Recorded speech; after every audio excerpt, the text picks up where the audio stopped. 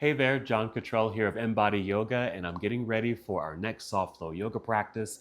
In this 13-minute yoga class, we're focusing on two wonderful hip opening poses, bound angle pose and head to knee pose.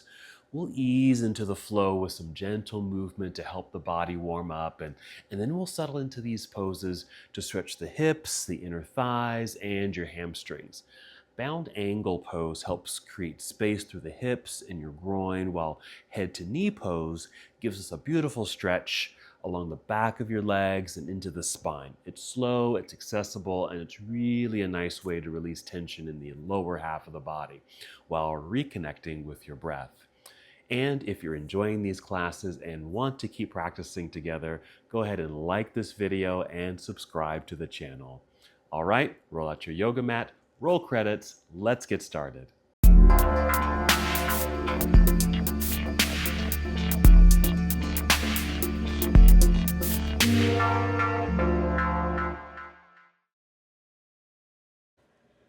Let's begin our practice in seated. So find a comfortable seat, nice and tall here, lengthen spine, relax shoulders, and be sure to sit on something soft. I'm sitting on a folded blanket.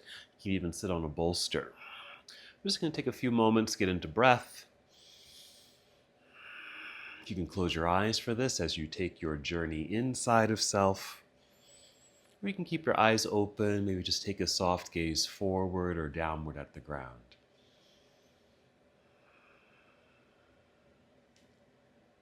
Very good. Just getting in touch with the body. We're going to go through one sun salutation. So we're coming up to a standing posture and go through some movements, but we'll be coming back down to the floor so we can practice our featured poses, which will be bound angle pose, sometimes called cobbler's pose, and Janu Sirsasana, which is head to knee pose.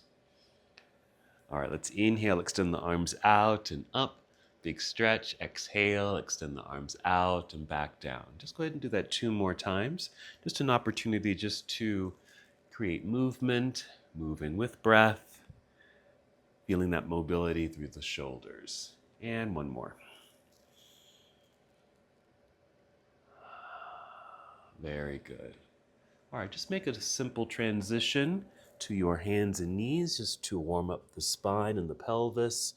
And of course, you're welcome to use your yoga mat or double up on the yoga mat or use a blanket here to soften the knees and hands. We'll inhale, take a back bend. This is our cow pose, arching the back. We'll exhale, rounding the back. So you're going to feel the pelvis tuck under, belly button draw up towards spine. There's a rounded back, chin to chest. Start a new breath. Inhale, tip the pelvis back, arching the back, open the heart, lift the chin, and exhale. Let's do that 1 more time.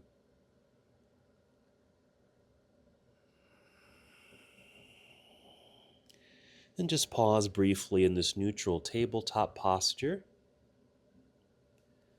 All right, we're going to be moving into a downward facing dog, and from there we'll go ahead and move right into a nice lunging flow, warming up the rest of the body. So from our tabletop posture, go ahead and step the hands forward, spreading out your fingers. Press firmly into the mat, palms flat on your mat, strong straight arms. Tuck your toes. Let's do 1 more cat-cow. So inhale cow, exhale cat, hold cat, and then lifting your knees, sending your hips into the air while your head and chest just dip between the arms. Make a slight adjustment, holding for 1 breath.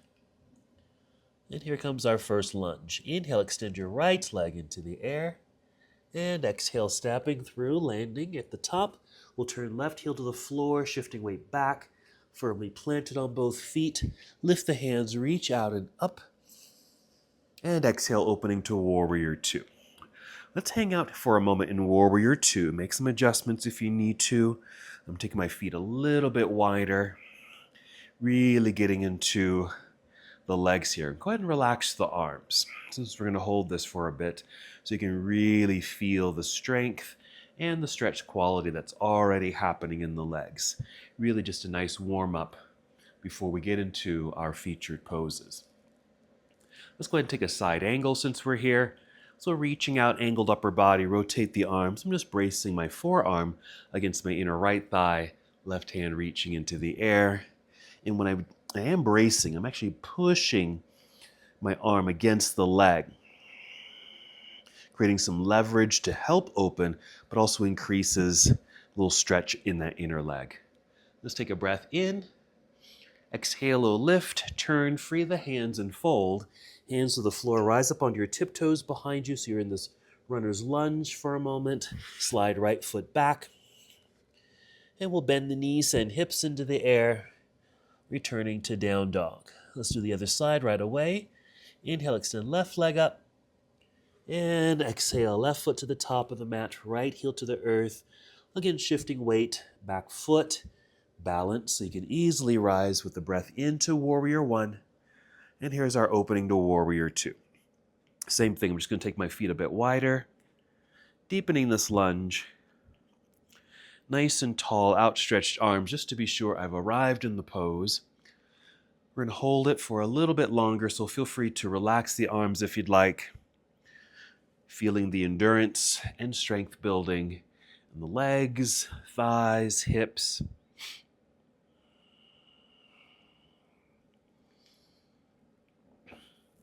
And then our side angle, reaching out, rotate here. I'm just bracing the left arm against the inner left thigh. Again, a little push against the leg for some leverage so I can easily open up here to our side angle pose. Already feeling the energy in the inner legs, so they're getting ready for our seated postures. Let's take a breath in. Exhale, a careful turn and fold. Return to the floor. Rise up onto tiptoes behind you for a quick runner's lunge. Slide left foot back. Plank, pause briefly, and then bring knees to the floor. Good. All right, sitting back. We're going to sit off to the side. I'm just going to bring in my blanket. I'll put it here. And ready for our bound angle pose. Baddha Konasana. Baddha just means bound, and that's just going to be holding on. So holding on to your shins, ankles, feet, or your toes, just depending on how close you bring in the feet. So just some things to be aware of. If you do bring in the heels closely, that means a significant bend in the knees. If you're able to do that comfortably, then you may be able to scoop up the toes. But if your knees don't bend very well, or they would get too fatigued here quite quickly, then feel free to slide the feet forward, taking some of the bend out of the knees, and then just hold on to the shins or ankles. So I'm going to be here. This is kind of nice, happy medium for me, holding on. So Baddha is our bound. Kona is angle. So here's our angle. Asana, of course, just means pose. So our bound angle pose, or cobbler's pose. And if you know the definition of a cobbler is a shoemaker. And if you see some pictures of some older pictures, probably mid-century pictures, like the 1900s, you might see Indian cobblers, Indian meaning India, and they are making shoes. And they often are sitting like this, maybe sitting on the ground, doing their craft. So this pose has been nicknamed cobbler's pose. Alrighty, so you can deepen the sensation by hinging forward. Let me just turn sideways just so you can see that, and then we'll get ready for bound, or for our next posture. So just sitting up nice and tall, just to be sure you have an extended spine, then just hinge forward just a little bit. Because you hinge forward, you might be able to reach your feet. If not, that's okay. And just keep the spine long, straight, just for a few breaths, and then you can adjust this even more to help you go deeper, but taking your time and taking care of your body. So you can lower your chin, round your back, which will create a little bit more space so you can sink a little bit deeper into your cobbler's pose, which will deepen the sensation in the inner legs. Just be mindful not to force this or go too hard, or certainly not go too fast. So you can hold this for as long as you'd like. I'm going to come back up and get into our head to knee pose. So my back is rounded. So coming out of that position, I will lift my chin to help re-extend the spine, hinge all the way up, and there's my tall, lengthened spine again. Janu Sirsasana. So really keeping the bend in the legs initially, but then go ahead and extend the right leg forward here, bringing left foot to maybe inner thigh.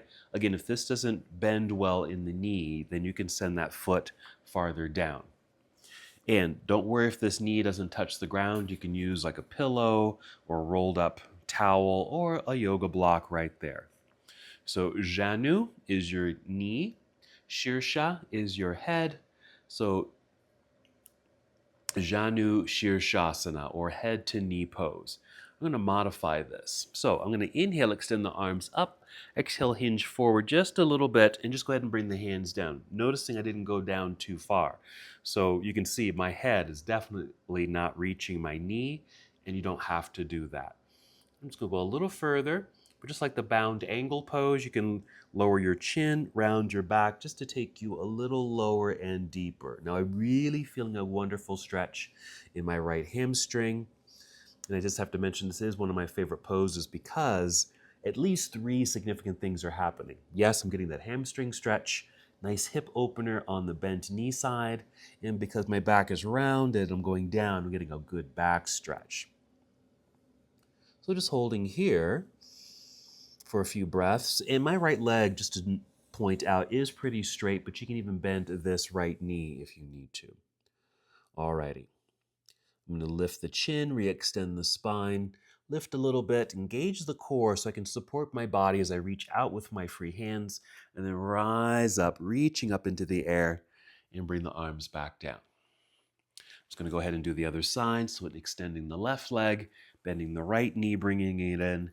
I like the use of that block. It could even be a bolster, like that. And I'm ready to go. So I'm going to go ahead and inhale, reach up. Exhale, hinge forward just a little bit, just to maintain that good extension of the spine. Right here, already feeling something in the leg, in the hip, and my back. I'm going to soften this up just a little bit by lowering the chin, rounding my back, and then just slowly taking this a little deeper. Now my left hamstring isn't as flexible as my right, so I don't really need to go down too far to really feel this. So just a few more breaths, and again, you can really hold any of these poses for as long as you'd like. So I'm going to take about 3 more breaths.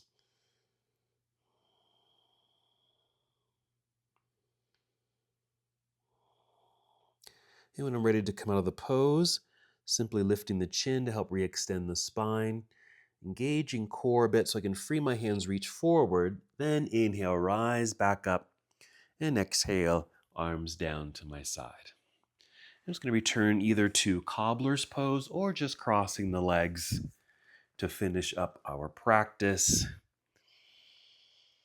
Sitting up tall with the lengthened spine, take a few deep breaths. And we'll finish with one last movement together. So inhale, reach both arms up. Exhale, bring your palms together and down to your heart. Take one more breath in and out. And as we come to the close of our practice, we bow together saying, Namaste.